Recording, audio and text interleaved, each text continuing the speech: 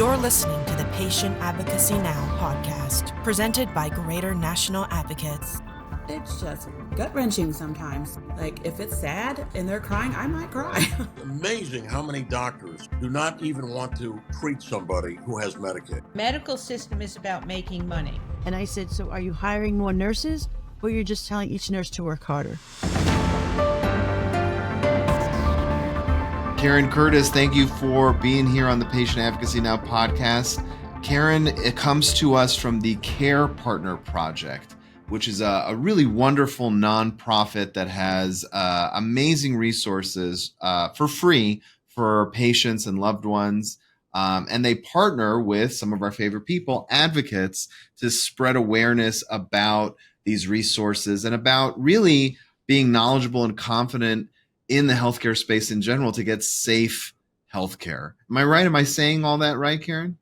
You said it perfectly and very succinctly. Thank you. Yeah, my pleasure. So tell me the impetus behind the Care Center, the Care Partner Project, how it got started.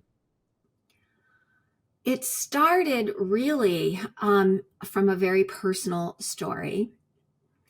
I was in advertising and marketing for many years, but gave it up when my dad was diagnosed with a terminal disease called idiopathic pulmonary fibrosis, which has no treatment and no cure. It's usually claims a patient's life in about 4 years. And there is hope if you can secure a lung transplant. And long story short, I just made it my mission to get him on that transplant list. Cold calling surgeons all over the country. And how do those calls go? You call up a surgeon, just say, "Hi, I'm Karen." Well, I should have backed up. I packaged up, as advocates do, in a neat little binder, all of his records, all of his discs, everything, and also collected endorsements from his doctors and others that he would be the ideal candidate for transplant. Mm-hmm. And he would be very compliant, because there's a lot of care that's required post-transplant to ensure the viability of that lung, and that he was just ideal. And so these binders went out by Federal Express there were 16 transplant centers in the United States that I targeted. And I would just literally pick up the phone and say, "Hey, I sent you this kit, this notebook." I think that's great. I mean, it's clear you have a marketing background. That's the perfect way to get your foot in the door. Everybody opens a FedEx package as long as what you're sending is strong and compelling. Who doesn't answer that phone call? Yes. And it was a binder, and it was tabbed, and it was, I even had, it sounds silly, but there was a map in there of where mom and dad lived, and then where all of the medical facilities were around their home. Showing the proximity. Yeah, absolutely. It would be in very good hands, so that lung would be protected. It was a gift, right? A lung is a gift. Yes. Yeah. And so, unfortunately, Dad's discharge was on the horizon after a successful lung transplant at the #1 transplant facility in the country, by the way. And he took a fall, and it just led to numerous hospital infections and blood clots and more. And even though his prognosis was really good, his doctor thought he would be back on the golf course within a matter of a few months. He actually never left the hospital. He was there for 7 months and died 7 months and 1 day after his transplant. Wow. And my sister and mom and I were there nearly every day, because that's what you do. The only thing we learn in healthcare is if a loved one is in the hospital, you show up, you go, you're there. But we were clueless. We were really clueless. We had no idea. And about 6 weeks after we lost Dad, my husband ended up with sepsis and a VRE infection following what was called routine surgery in another hospital. and he nearly died. It took him 18 months to recover. So we had very strong, deep relationship with hospital infections. So the first thing I did was to look up how are hospital infections acquired? How do you prevent them? And I organized it into a neat little checklist for families like ours so that they could take it with them to the hospital and know what to look for, what to say, what to do, and when to get a nurse. And that was the first checklist that I published on a website and made it free for anybody to use and to download. And from there, I went to preventing falls, blood clots, DVTs, and all of the other things that Dad experienced, which I later learned that Medicare had called never events. All of those things that he suffered are very common, they're preventable, and they're called never events because according to Medicare, they should never happen to anyone. Wow. However, they're very labor intensive. I mean, and we can't. What do you mean by that? They're labor intensive. It's tiny little things that add up to safe care.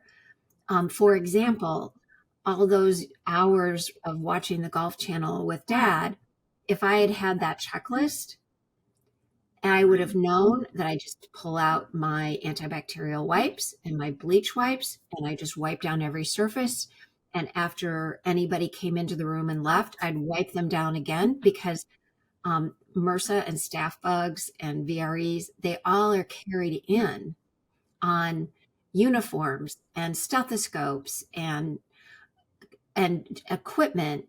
And it's just keeping them clean. I mean, they're just knowing that, you can pick them off the elevator button. So people have to keep their hands washed. It's just that simple, but we can't expect hospital staff to be running around cleaning all the surfaces. Well, and in the case of your father, in order for the lung to be accepted, he has to be on immunocompromising drugs. Exactly. So those infections are just rampant, and a common cold could be deadly for someone in that position. Exactly. And to some degree, all patients are immunocompromised just because they're sick. So yeah, so that's how it started, from a personal story, and you made your first checklist. What made you decide to make more checklists and kind of really create a pretty powerful nonprofit that you're kind of behind now? Well, thank you. I realized that doing SEO, meaning search engine optimization, for a website such as ours, where we want people to come before they ever go for a hospital stay, or, we now have checklists to cover how to prepare for any doctor appointments that you have so that you could get the most out of every minute together, and how to make decisions between hospice and palliative care. We have all kinds of checklists now, but to do SEO for that, to bring people in before they have the need for it, is nearly impossible. Yeah. Because they're not looking for it. No, we're not looking for it. We're just not. And I'll never forget, walking through the doors of that hospital when Dad was getting his transplant, because he got a call and he had to get there like in 5 minutes, I could have kissed the ground. It was going through that revolving door. I knew everything was going to be A-okay. It's like the worst was over. We got him the chance of a second chance at life. And I think most people feel that way. You feel just so grateful. And that is, and that's great.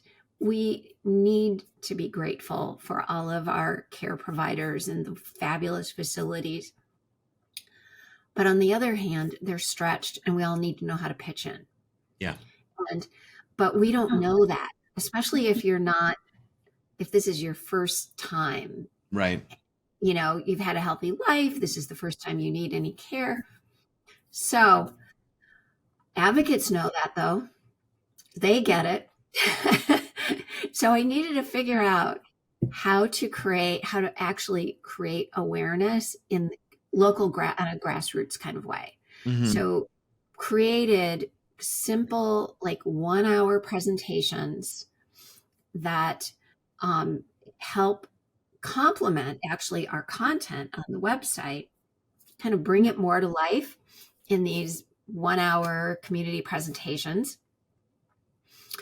And by partnering with the patient advocate community, the professional patient advocate community, I saw it as a win-win, because if they can get our content out at the grassroots and they're the ones delivering it, they create awareness of the patient advocacy as a profession, but also of them as Of themselves as a possible solution. resource. Yeah. Right. Our checklist can take people only so far. Yeah. And we professional advocates offer so much more. For sure. And so, as I say to the advocates who are part of we have about 50 now who are covering different areas of the country, is that you could give out your business card one at a time with people that you meet at the grocery store. And of course, I'm simplifying it. There's so many other ways to get the word out. Of course. Yeah. Or you can speak to a group of 10 or 12 or 40 or 50 or 150. And they get your business card. They see you. They feel comfortable with you. You start to build rapport and trust. You walk away with their contact information, their email addresses, because we supply like the check-in sheets. So when people check in, they write in their names and they get their email addresses. And we have an evaluation form at the end, and they fill it out, and another opportunity to collect their email addresses. So there's a relationship that started, because I have to tell you, like, the reactions to our programs have been pretty great. And they actually, this is the best testament of all, is in our evaluation forms, there's a final question: is this a program that you would recommend to a friend? 100%. We've been doing this program since 2012. 100% of evaluations. I come from market research. That never happens. Yeah. That question is on every survey you ever send out, and it never comes in at 100%, because I feel like people are picking up such valuable information, and it's information they're not getting anywhere else. So the speakers, who are the patient advocates, walk out of the room as heroes. They're heroes. And they've made an impression because they've offered something super valuable and interesting. And I have to say, we try really hard for our presentations to be, some are tough topics, but we try to be very upbeat, very positive. It's kind of hard. Like, I'm working on one now on hospice and palliative care. That's a tough one. Yeah.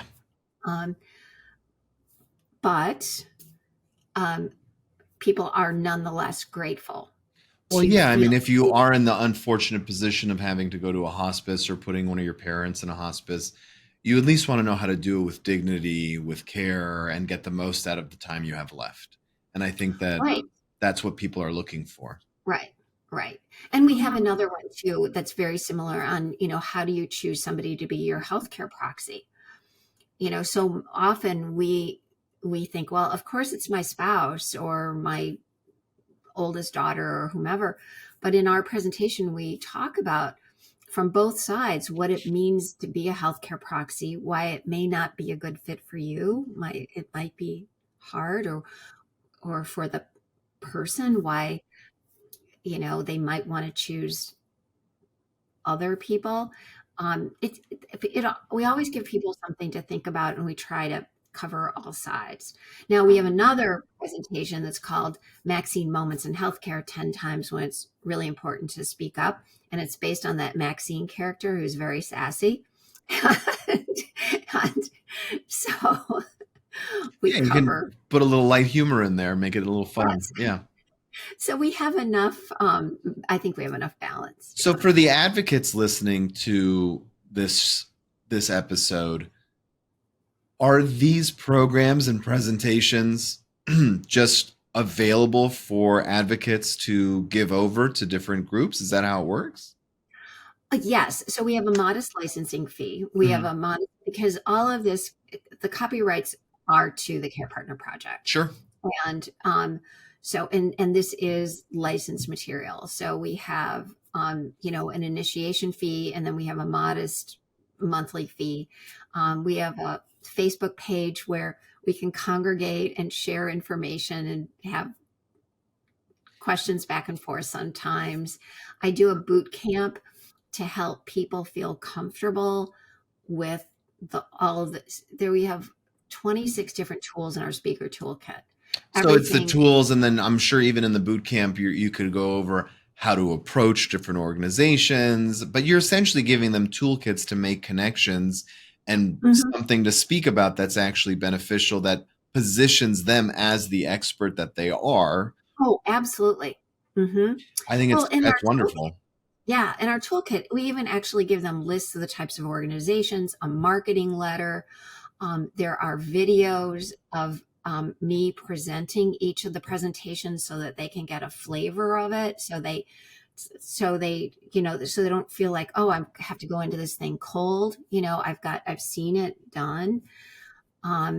We have, articles that I've collected about, just how to, sharpening your skills as a speaker. Although people who do come to me and say, well, I've never spoken before, I don't know, I feel nervous. Honestly, these presentations are pretty self-explanatory, and they know this information cold, and it just comes across that when you know your stuff, it carries the day. So I think it's a combination probably of the aesthetics, putting it together, and then the structure, because oftentimes what you find, especially, and I've had them on the show before, where you have an incredibly educated and experienced advocate, sometimes they can kind of hit you like a fire hose with all the information. It's just because they assume you know more than you do, or it's just coming out so fast. And so probably what the presentations also do is provide that step-by-step structure that they might be glossing over, that can speak to a wide audience, slow Joe in the back row who might be getting it at his own pace, kind of thing. Is that right? You are so insightful. Yes, that is exactly what we try to do in our checklist and in our community programs, which are just PowerPoint decks, which are like nicely, we have a professional graphic designer who puts them together, but it's bite sizes that people can handle. And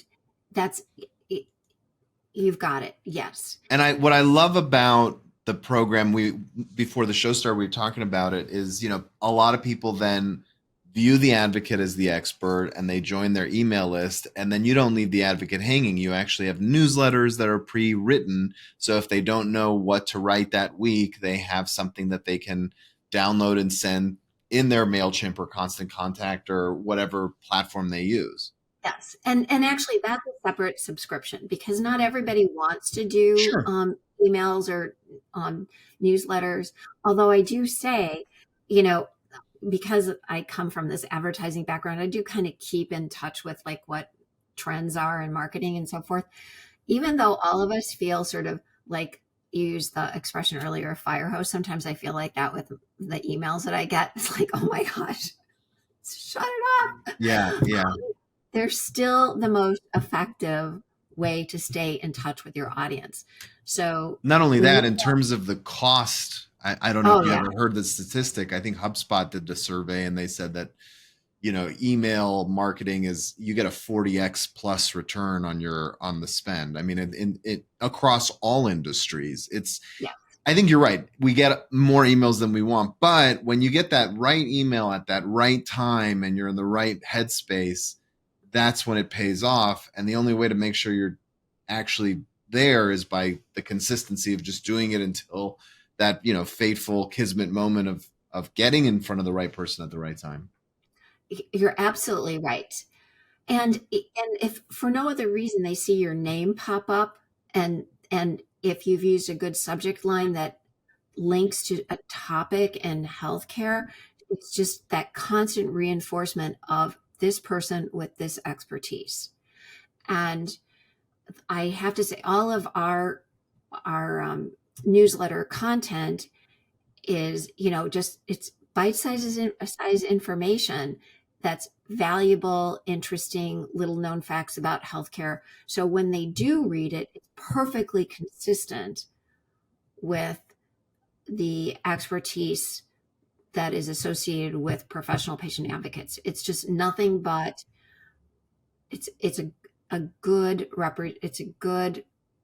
what was the way to say it? Not a representation, a good, yeah, I guess that would be a good it keeps them positioned as the expert that they are.